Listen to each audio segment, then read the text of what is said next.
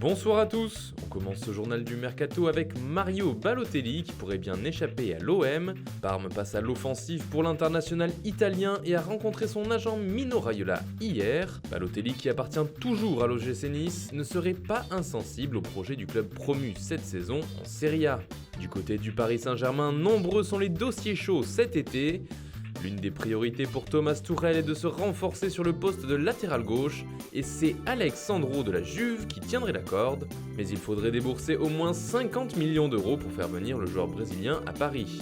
Encore en défense, Jérôme Boateng intéresse bien les champions de France, mais un autre club pourrait passer devant le PSG. Il s'agit de Manchester United qui proposerait un échange avec Anthony Martial pour réaliser la transaction, mais le Bayern Munich pourrait ne pas donner suite à cette proposition car il ne cherche pas à se renforcer sur le front de l'attaque. D'ailleurs, un défenseur des Red Devils intéresse le club francilien en la personne de Marcos Rojo.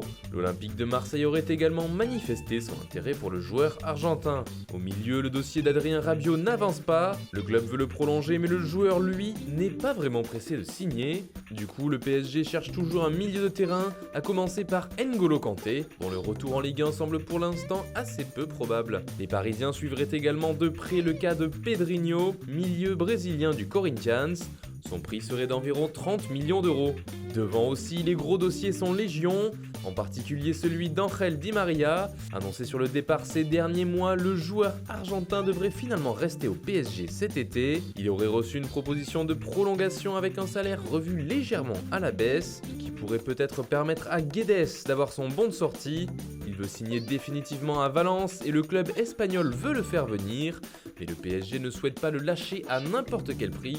En tout cas, les discussions entre les différentes parties vont bientôt reprendre. Hatem Ben Arfa, qui était encore un joueur du PSG il y a peu, attise les convoitises. Et selon nos informations, le club de Bordeaux songe de nouveau à le faire venir dans le sud-ouest. Le club au scapulaire multiplie les pistes pour se renforcer en attaque, et l'une d'elles mène à Yanis Salibur, le joueur de l'en avant Guingamp. Et puis l'intérêt des Girondins pour Pedro, l'attaquant de Fluminense, se confirme.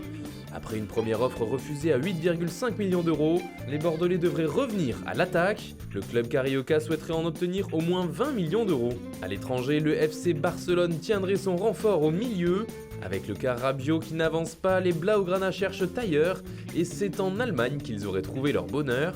En effet, le Barça serait tout proche de signer Arturo Vidal du Bayern Munich. Cela devrait même se faire dans les prochaines heures avec un transfert inférieur à 20 millions d'euros. Et c'est officiel, Gonzalo Higuaín est prêté à l'AC Milan par la Juventus. Il est accompagné par Mattia Caldara, jeune défenseur prometteur, utilisé comme monnaie d'échange pour que Leonardo Bonucci revienne à la Juve. En Angleterre, Gabriel Jesus prolonge avec Manchester City, avec qui il est maintenant engagé jusqu'en 2023. Du côté de Chelsea, c'est Pedro qui prolonge son bail. L'ancien Barcelonais est désormais lié avec les Blues jusqu'en juin 2020. Enfin en France, Mathieu Dosevi s'est engagé avec Toulouse pour 2 ans. L'ailier international togolais portera le numéro 14. Voilà, c'est tout pour aujourd'hui. Bonne soirée à tous et rendez-vous demain pour de nouvelles informations sur le Mercato et dimanche pour le JT du week-end.